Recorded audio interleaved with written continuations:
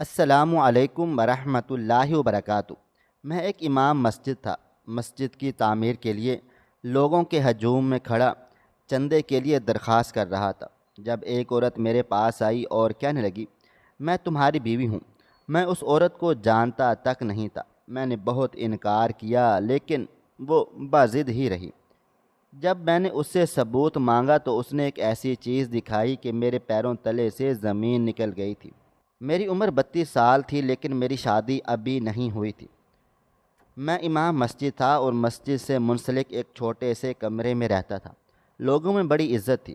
مسجد ابھی زیر تعمیر تھی اور مسجد کے برابر رہنے والے گھر کے رہائشیوں نے بھی اپنے گھر مسجد کے لیے وقف کر دیے تھے۔ مسجد کے لیے چندہ اکٹھا کرنے کا کام میرا تھا۔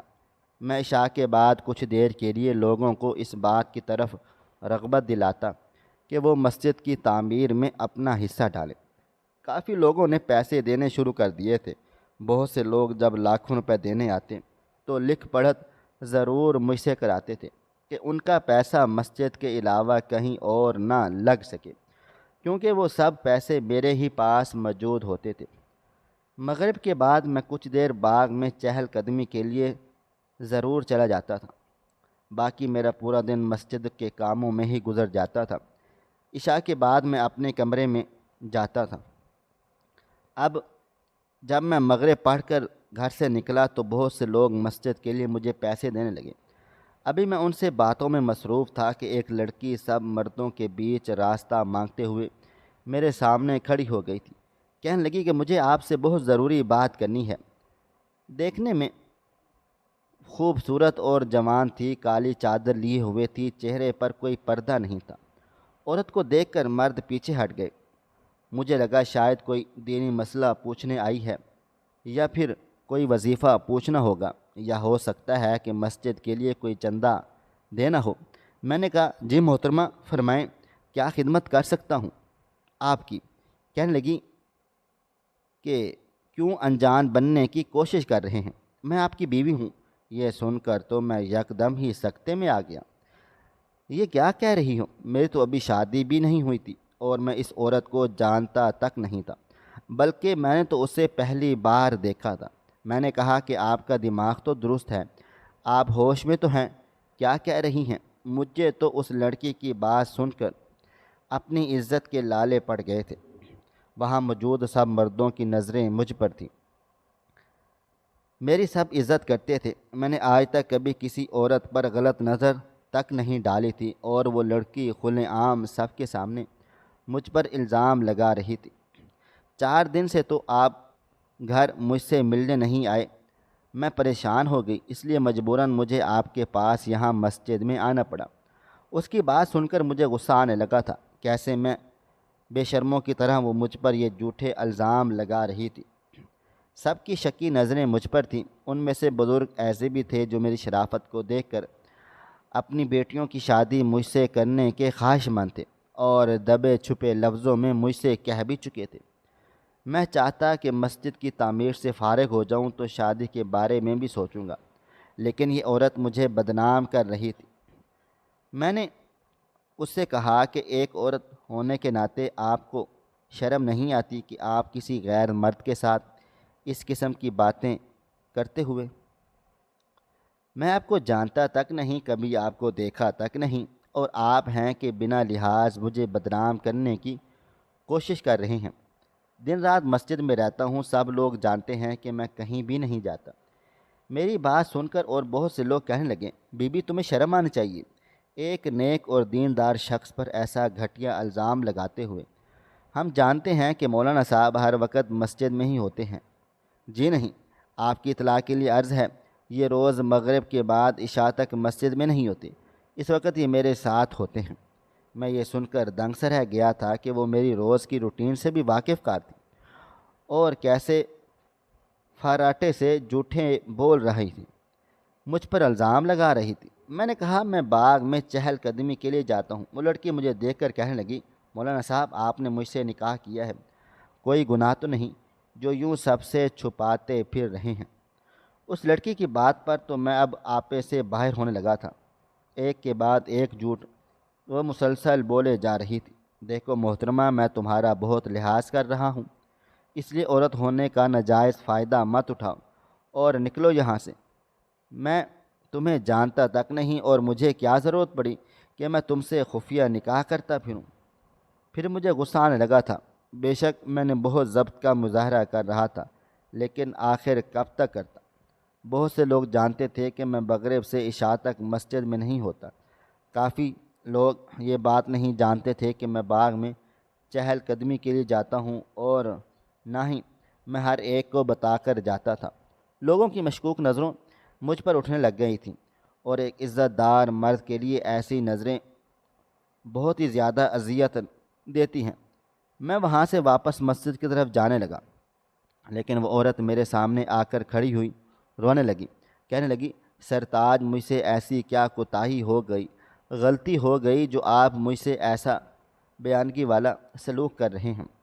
میں نے تو آج تک آپ کی کوئی بات بھی نہیں ٹالی، نہ جانے کیوں وہ میری شرافت کا کڑا امتحان لے رہی تھی۔ میں نے آپ جناب کو بالائے طاق رکھ کر غصے سے انگلی اٹھا کر اسے تنبیہ کرتے ہوئے کہا، میں تمہارا کچھ نہیں لگتا، اب اگر تم نے مجھ پر کوئی بھی الزام لگایا تو میں تمہیں پولیس کے حوالے کر دوں گا۔ میری آنکھیں اس وقت قہر برسا رہی تھیں۔ وہ اپنے چہرے پر بیچارگی اور مسکنت ڈالے خود کو سچا ثابت کرنے کی کوششیں کر رہی تھی۔ کہنے لگی کہ میرے پاس سارے ثبوت ہیں کہ آپ ہی میرے شوہر ہیں۔ اس نے اپنے کندھے پر لٹکے پرس کو کھولا اور کچھ کاغذات میرے حوالے کیے۔ بہت سے لوگ آ کر وہ پیپر دیکھنے لگے۔ وہ دیکھ کر تو میرے پیروں تلے سے زمین نکل گئی۔ وہ نکاح نامہ تھا جس پر میرا شناختی کارڈ نمبر بھی ٹھیک سے لکھا ہوا تھا، اس کی کاپی بھی ساتھ اٹیچ تھی، اور اس عورت کا بھی دستخط ویسے ہی ہوئے تھے جیسے میں کرتا تھا، اور اس میں کوئی فرق بھی نہیں تھا۔ ان دستخطوں میں میرا تو اب دماغ گھوم کر رہ گیا تھا۔ بھلا یہ سب اس عورت کے پاس کیسے آ سکتا تھا جسے میں نے آج پہلی بار دیکھا ہے؟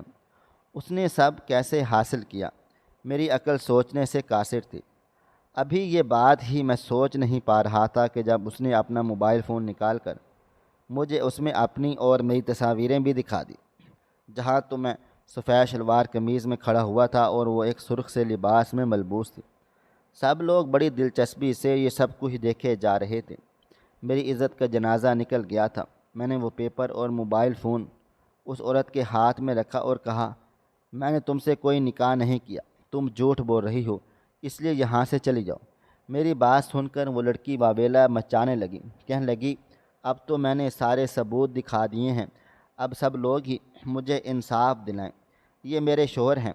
اس چلاک عیار لڑکی کی باتیں سن کر تو اب سب خاموش تماشائی بنے کھڑے تھے۔ میرا تو رنگ پھیکا سا پڑ چکا تھا۔ میری برسوں کی کمائی ہوئی عزت خاک میں مل گئی تھی، وہ بھی بنا کسی قصور کے۔ نہ جانے وہ لڑکی کون تھی اور اتنا بڑا جھوٹ کیوں بول رہی تھی۔ سب لوگ مجھے شک بھری نظروں سے دیکھنے لگ گئے تھے۔ کہنے لگے، مولانا صاحب، آپ نے نکاح کر ہی لیا ہے تو اب مان بھی جائیں، اس لڑکی کے پاس سارے ثبوت ہیں۔ میں یوں تھا کہ ابھی رو ڈالوں گا۔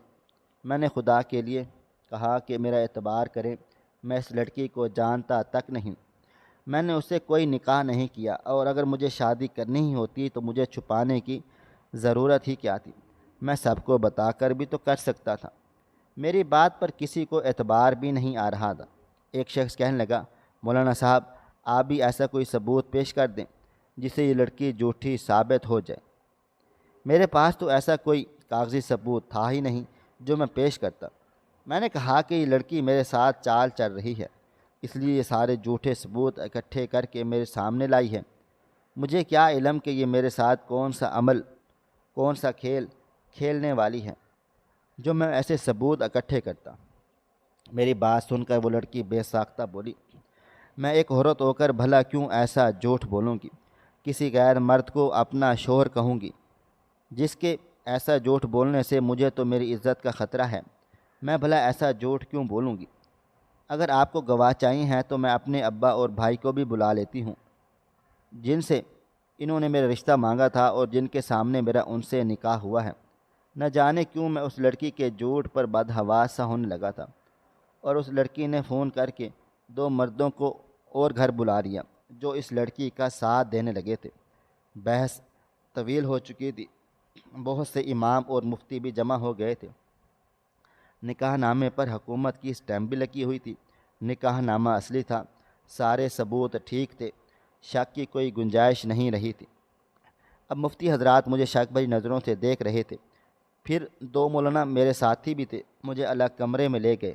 کہنے لگے، ظفر، اگر تم سے کوئی غلطی ہو گئی ہے اور تم نے چھپ چھپا کر نکاح کر لیا ہے اور اپنی عزت کی خاطر مکر رہے ہو تو دیکھو یہ غلط اور گناہ ہے۔ تم ایک پاکیزہ رشتے سے انکار کر رہے ہو۔ ان کے پاس سارے ثبوت موجود ہیں، تو تم مان جاؤ، ہم بات کو سنبھال لیں گے۔ میری آنکھیں بھر آئی تھی۔ میں ان کے سامنے ہاتھ جوڑ کر کہا کہ میں نے اس لڑکی سے کوئی نکاح نہیں کیا۔ آپ لوگ مجھے کیوں جھوٹا ثابت کر رہے ہیں؟ میں کیسے کسی لڑکی کو بنا نکاح کے اپنے ساتھ رکھ سکتا ہوں؟ کہنے لگے، نکاح نامہ اصلی ہے، شناختی کارڈز کا نمبر تمہارا درست ہے، سائن تمہارے بالکل وہی ہیں، تمہاری تصویر اور اس لڑکی اور اس کے والدین اور بھائی کے ساتھ موجود ہے۔ پھر ہم کیا سمجھیں، کسے سچا سمجھیں؟ میں نے کہا کہ میں اس کا ایک حل ہے میرے پاس، کہ وہ لڑکی اگر یہ کہتی ہے کہ میں نے اس سے نکاح کیا ہے تو میں سب کے سامنے اسے طلاق دیتا ہوں، قصہ یہیں ختم ہو جائے گا۔ کیونکہ میرا اللہ تعالیٰ جانتا ہے کہ وہ لڑکی میرے لیے غیر محرم ہے۔ میں ایک چھت کے نیچے اس لڑکی کے ہمراہ ایک منٹ بھی نہیں رہوں گا۔ میری بات سن کر وہ مفتی صاحب ساتھی باہر نکل گئے۔ پھر مجھے ایک اور ساتھی بلانے لگا۔ وہ لڑکی سسکیوں سے رو رہی تھی، میرے سامنے ہاتھ جوڑ کر بولی، خدارا ظفر صاحب مجھے طلاق مت دیں، مجھ سے ایسی کون سی غلطی ہو گئی، میں سب کے سامنے آپ سے معافی مانگ لیتی ہوں، مجھے طلاق مت دیں۔ میں نے غصے سے اپنا رخ بدل لیا تھا۔ اس کے والد کی سفید داڑھی تھی، آنکھوں میں آنسو بھرے۔ کہنے لگے، ٹھیک ہے، یہ میری بیٹی کو طلاق دینا چاہتا ہے تو پہلے حق مہر کا انتظام بھی کر لو، جو کہ 20 لاکھ روپے ہے۔ یہ سن کر میرے اوسان خطا ہو گئے تھے۔ اتنی بڑی رقم حق مہر میں ایک کے بعد ایک دھماکہ تھا جو لوگ مجھ پر رہے تھے۔ میں غریب سا سادہ سا بندہ تھا، امامت کا ہدیہ مجھے 20,000 بمشکل ملتا تھا۔ بھلا اتنی بڑی رقم میں کیسے حق مہر میں لکھوا سکتا تھا؟ اب میں بری طرح سے پریشان ہو کر رہ گیا تھا۔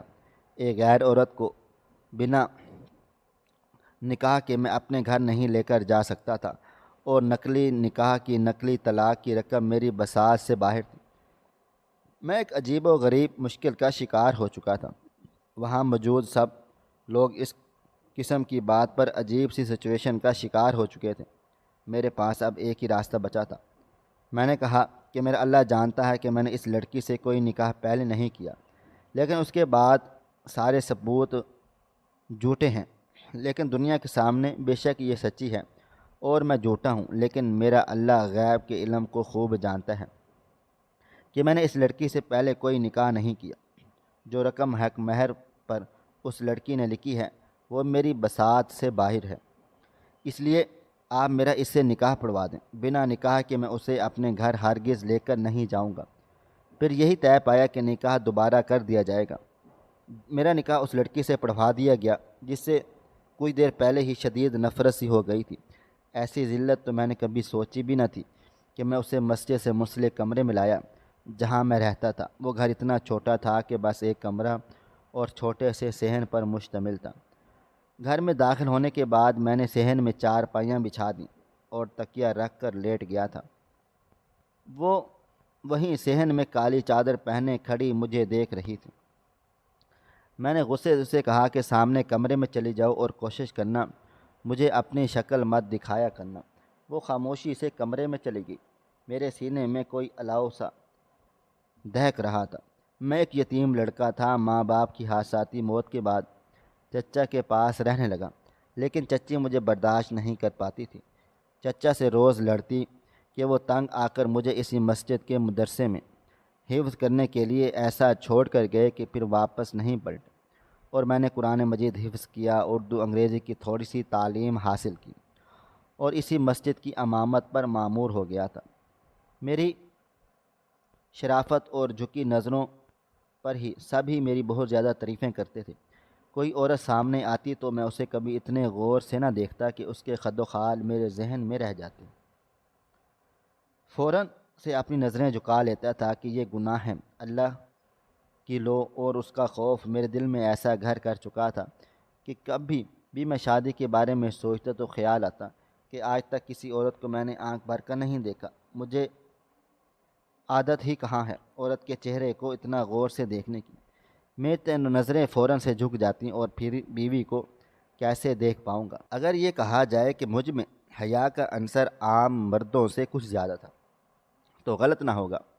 لوگ میری بہت عزت کرتے تھے، میری شرافت کی گواہی میری مسجد اور مسجد کے منسلک مدرسے کے عالم مفتی صاحب دیتے تھے۔ لیکن آج اس لڑکی نے میری عزت کو خاک میں ملا کر رکھ دیا۔ سب میری شرافت اور پاکیزگی کو ڈھونگ سمجھنے لگے، نہ چاہتے ہوئے میری آنکھوں سے آنسو بہنے لگے۔ مسجد میں تو سب کے سامنے ضبط کا دامن نہیں چھوڑا، لیکن اب تنہائی میں خود پر اختیار کھو بیٹھا تھا۔ میں دبی دبی سسکیوں کے ساتھ روتا رہا۔ میرے آنسو تکیے میں گر گر کر جذب ہو رہے تھے۔ ایک عزت دار مرد کے لیے یہ بات چھوٹی نہیں ہوتی کہ کوئی عورت اسے یوں سب کے سامنے اس کے کردار کو مشکوک کر دے۔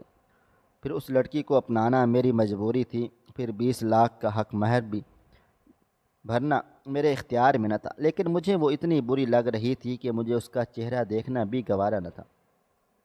اس چھوٹے سے گھر میں بس ایک ہی واش روم تھا اور وہ کمرے میں تھا۔ میں روتے روتے کچھ دیر ہی سو پایا تھا کہ تہجد کے وقت میری آنکھ کھل گئی، کیونکہ میں پابندی سے تہجد پڑھا کرتا تھا۔ کچھ دیر کے بعد چارپائی پر بیٹھا رہا کہ اندر کیسے جاؤں۔ میں ذہنی طور پر نکاح کے لیے تیار نہیں تھا۔ جو کچھ ہوا تھا مجبوراً ہوا تھا، اچانک سے ہوا تھا۔ کسی خاتون کے کمرے میں یوں جانا میرے لیے ایک آزمائش تھی جو زور زبردستی میری بیوی بن گئی تھی۔ کچھ دیر تو میں سوچتا رہا کہ میں کیا کروں، پھر خیال آیا کہ وہ سو رہی ہوگی۔ چپکے سے اندر چلا جاتا ہوں اور وضو کر کے لوٹ آؤں گا۔ جب میں کمرے میں داخل ہوا تو کمرے میں ہلکی سی روشنی تھی۔ وہ لڑکی جائے نماز بچھائے سجدے میں تھی۔ میں نے تو پہلے اسے حیرت سے دیکھا، پھر خود کو جھٹک کر واش روم چلا گیا تھا۔ جب وضو کر کے باہر نکلا تب وہ سجدے میں تھی۔ میں کمرے سے باہر نکل گیا، جائے نماز بچھایا اور نماز تہجد کی نیت باندھ لی اور ذکر و اذکار سے فارغ ہو کر مسجد چلا گیا تھا۔ مجھے دیکھ بہت سے ساتھی ایک دوسرے کے کانوں میں خسر پھسر کرنے لگے تھے، یقیناً میرے بارے میں باتیں کر رہے ہوں گے۔ میں چاشت کے بعد کچھ دیر آرام کرنے گھر آتا تھا۔ پورا دن میں نے مسجد میں گزارا۔ عشاء کے بعد لوٹا۔ گھر صاف ستھرا تھا، کھانے کی خوشبو بھی آ رہی تھی۔ بھوک تو مجھے بھی لگی تھی۔ دوپہر میں کھانا مدرسے میں ہی کھا لیا تھا۔ گھر پر راشن موجود تھا۔ میں نے عشاء کے بعد گھر جا کر کچھ نہ کچھ خود بنا کر کھا لیا کرتا تھا۔ بھوک ہونے کے باوجود میں نے اپنی چار پر بچھائی اور لیٹ گیا۔ وہ لڑکی کچن سے باہر نکلی، اسے کال والے لباس میں تھی، چادر پورے سر پر لپیٹ رکھی تھی۔ کہنے لگی کھانا تیار ہے، آپ کا کھانا یہیں صحن میں لگا دوں؟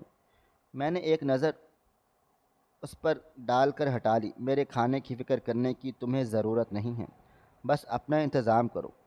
یہ کہہ کر میں نے کروٹ بدل کر آنکھیں بند کر لیں۔ کچھ دیر کے بعد میری آنکھ لگ گئی تھی۔ تہجد کے وقت وہ مجھے پھر سے سجدے میں نظر آئی۔ مجھے لگا اپنے گناہوں کی توبہ مانگ رہی ہوگی، لیکن کسی انسان کے ساتھ کی گئی زیادتی تب تک معاف نہیں ہوتی جب تک وہ خود معاف نہ کر دے۔ میرے دل میں بار بار یہ ابار آنے لگا تھا کہ اس عورت سے پوچھوں تو صحیح کہ اس نے میرے ساتھ ایسا کیوں کیا۔ پورا دن مسجد میں گزار کر جب میں گھر گیا تو کچن میں موجود تھی۔ میں آج رات کا کھانا بھی مدرسے سے کھا کر آیا تھا۔ میں نے کچن میں جھانک کر دیکھا تو وہ کچن میں تپائی رکھ کر کھانا بنا رہی تھی۔ مجھے دیکھ کر کچھ نروسی ہو گئی۔ سنو، کھانا کھا کر باہر صحن میں میری بات سن لینا۔ یہ کہہ کر میں باہر چلا گیا۔ وہ کھانا کھا کر صحن میں آ کر ایک کونے میں کھڑی ہو گئی۔ میں نے غصے سے اسے دیکھا اور کہا، لوگوں کے سامنے تو تم نے جو ڈرامہ رچانا تھا رچا لیا، اپنے جھوٹ کو تم نے سچ بنانا تھا بنا لیا، لیکن یہاں اس وقت میرے اور تمہارے علاوہ اللہ کے سوا دوسرا کوئی موجود نہیں۔ وہ ہر حقیقت سے آگاہ ہے۔ میں تم سے یہ سوال اسی روز بھی پوچھ لیتا جس دن تم میرے کردار کی دھجیاں اڑا کر رکھ رہی تھی، لیکن میں اس وقت بے حد غصے میں تھا۔ اپنا اختیار کھونے کا مجھے ڈر تھا، شاید تم پر ہاتھ اٹھانے سے بھی گریز نہ کرتا، اس لیے خاموشی اختیار کر لی۔ لیکن اب میرا خود پر اختیار ہے۔ میں نے تمہارا کیا بگاڑا تھا جو تم میرے ساتھ یہ سب کچھ کیا ہے؟ میری بات سن کر وہ رونے لگی۔ کہنے لگی مجھے معاف کر دیں، میرے پاس بھی دوسرا کوئی راستہ نہیں تھا، میں آپ کو وجہ نہیں بتا سکتی۔ یہ کہہ کر وہ کمرے میں چلی گئیں۔ چند دن کے بعد میں نے اسے چند جوڑے لا کر دیے، کیونکہ وہ 4-5 دنوں سے اسی ایک لباس میں ملبوس تھی۔ جو ذمہ داری تو میری ہی تھی نا۔ رات کو جب میں تہجد کے لیے اٹھا تو پورے وجود درد سے چور تھا۔ مجھے محسوس ہوا تھا کہ مجھے بخار ہے، میرا جسم تپ رہا ہے۔ بمشکل ہی میں نے فجر پڑھائی اور گھر لوٹ آیا۔ مجھے تیز بخار ہو چکا تھا۔ میں نے صحن کی چارپائی ڈالی اور لیٹ گیا۔ میری بیوی نے جب مجھے یوں بیمار دیکھا تو میرا بہت خیال رکھنے لگی۔ اس وقت بھی میں بہت بے بس تھا، کیونکہ مجھے بخار کی شدت کی وجہ سے اس کے سہارے کی ضرورت تھی۔ مجھے دوا بھی وہ خود دیتی تھی، کھانا ناشتہ بھی بنا کر دیتی تھی۔ رات بھر میری ذمہ داری میں جاگتی رہتی تھی۔ نہ چاہتے ہوئے میرا دل اس کی طرف مائل ہونے لگا تھا۔ بس ایک ہی سوال مجھے چین نہیں لینے دیتا تھا کہ اس نے میرے ساتھ ایسا کیوں کیا۔ چند دن کے بعد میں ٹھیک ہو گیا۔ رات کو جب میں گھر آیا تو پہلی بار اس سے کھانا خود سے مانگا۔ وہ خوشی سے چہکنے لگی۔ فوراً سے اسے گانا گرم کر کے میرے سامنے لا کر رکھ کر وہاں سے جانے لگی۔ میں نے ادھر میرے پاس بیٹھ کر میرے ساتھ کھانا کھاؤ۔ میری بات سن کر وہ مجھے خوشگوار حیرت سے دیکھنے لگی۔ چپ چاپ میرے سامنے دسترخوان پر بیٹھ گئی تھی۔ کھانے کے دوران اسے گاہے بگاہے دیکھنے لگا۔ اچھی خاصی خوبصورت تھی۔ اب تک جتنا میں اس سے جان پایا تھا کہ وہ بری نہیں تھی۔ پھر وہی سوال، اس نے اس طریقہ کیوں اپنایا تھا؟ کھانا کھانے کے بعد وہ کچن میں برتن دھونے لگی۔ میں نے اپنے لیے آج چارپائی نہیں بچھائی تھی۔ میں اپنے کمرے میں جا کر لیٹ گیا تھا۔ رات کو جب وہ کمرے میں آئی تو حد درجہ گھبرائی ہوئی تھی۔ اسے دیکھ کر میں اٹھ بیٹھا۔ میں نے اسے کہا کہ ادھر میرے پاس آ کر بیٹھو۔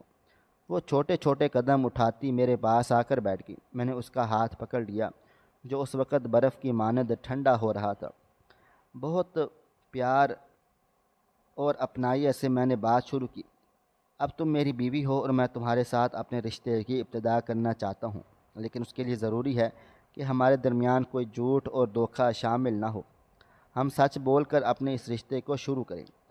میں نے تمہاری ہر غلطی کو معاف کیا، کیونکہ یہ مجھ جیسے شخص کے لیے ناممکن سی بات ہے، جس کے لیے اس کی عزت سب سے پہلے اہمیت رکھتی تھی۔ لیکن جب تم نے میری خدمت بہت کی ہے، تم اچھی عادات اور اطوار کی مالک ہو، لیکن مجھے سچ جاننا ہے۔ میری بات سن کر اس نے نظریں بدلیں۔ پھر کہنے لگی، ہمارا چھوٹا سا گھر اس پارک کے سامنے ہے جہاں ہم مغرب کے بعد آتے تھے۔ میں وہاں آپ کو روز دیکھتی تھی۔ آپ بہت شریف انسان تھے۔ میرے والد ایک موچی ہیں، بھائی ابھی گورنمنٹ اسکول میں پڑھ رہا ہے۔ میرے رشتے تو بہت آتے تھے، لیکن میرے والد کے پاس مجھے دینے کے لیے جہیز نہیں تھا۔ میرے پاس ایک موبائل فون تھا جس میں آپ کی تصویریں کھینچتی رہتی تھیں۔ جب بھی آپ مغرب کے بعد پارک کے بینچ پر نظریں جھکا کر بیٹھ جاتے، میں آپ کی تصویریں کھینچ لیتی۔ ایک بار محلے کے ایک بدماش کی ایک مجھ پر نظر پڑ گئی۔ وہ ابا کو ڈرانے دھمکانے لگا کہ اگر تم نے اپنی بیٹی کی شادی مجھ سے نہ کی تو میں اسے اٹھا کر لے جاؤں گا۔ ابا جان بہت پریشان تھے۔ میں نے اماں سے کہا کہ ابا سے کہیں میری شادی مسجد کے امام سے کروا دیں۔ ابا نے مسجد کے ایک شخص سے بات کی، لیکن آپ نے شادی سے منع کر دیا۔ میں نے آپ کی تصویروں کو اپنی اور اپنے بھائی اور والد کی تصویروں کے ساتھ جوڑ لیا۔ میں نے اپنے بھائی سے کہا کسی بھی طریقے وہ آپ کے سائن حاصل کر لیں۔ میرا بھائی مدرسے میں چندہ دینے کے بہانے آپ کے پاس آیا تھا۔ اس وقت رش بہت تھا۔ اس نے آپ سے کہا کہ وہ ایک معقول رقم آپ کو دے گا، لیکن آپ کو ان صفحات پر سائن کرنا پڑیں گے۔ اس میں لکھا ہے کہ آپ حلفاً یہ کہیں گے کہ یہ پیسہ مسجد کی تعمیر میں استعمال ہوگا۔ مسجد کی آڑ میں اسے استعمال نہیں لیا جائے گا۔ آپ کے پاس اس وقت رش بہت زیادہ تھا۔ آپ نے بنا پڑھے ہی اپنے سائن نکاح نامے پر کر دیے، شناختی کارڈ نمبر بھی اور کاپی بھی اٹیچ کر دی، کیونکہ وہاں بہت سے لوگ بڑی بڑی رقم دینے سے پہلے ایسا لاہ امر اختیار کر رہے تھے۔ میرا بھائی رش سے فائدہ اٹھا کر آپ سے سائن کروا کر وہاں سے آ گیا۔ جس دن میں نے یہ ڈرامہ کیا، اس دن رات کو بدماش مجھے لے جانے کی دھمکی ابا جان کو دے کر چلا گیا تھا۔ میں جانتی تھی کہ آپ نیک انسان ہیں، مجھ سے نکاح کیے بنا اپنے گھر میں نہیں لے کر جائیں گے۔ اپنی نیک نامی اور شرافت کے تذکرے ہم سب گھر والوں نے سن رکھے تھے۔ اس کی باتیں سن کر مجھے حیرت ہوئی تھی، لیکن پھر یہ بھی احساس ہوا تھا کہ اس نے جو کچھ بھی کیا ہے اپنے بچاؤ کے لیے ہی کیا تھا۔ میں نے اسے معاف کر دیا اور ہم ہنسی خوشی زندگی گزارنے لگے۔ 1 سال کے بعد اللہ تعالیٰ نے ہمیں رحمت سے بیٹی سے نواز دیا۔ میری بیوی ایک بہت ہی تہجد گزار نیک ہے، میرا بہت خیال رکھتی ہے اور ہماری زندگی اب خوشی خوشی گزر رہی ہے، اور مسجد والے بھی ہمارا ادب و احترام اسی طرح کرتے ہیں جس طرح پہلے سے کیا کرتے تھے۔ ناظرین، مزید اس طرح کی عجیب و غریب کہانیاں اور واقعات سننے کے لیے ہماری ویڈیوز کو لائک کریں، شیئر کریں اور ہمارے چینل کو سبسکرائب کر لیں۔ شکریہ۔ اللہ حافظ۔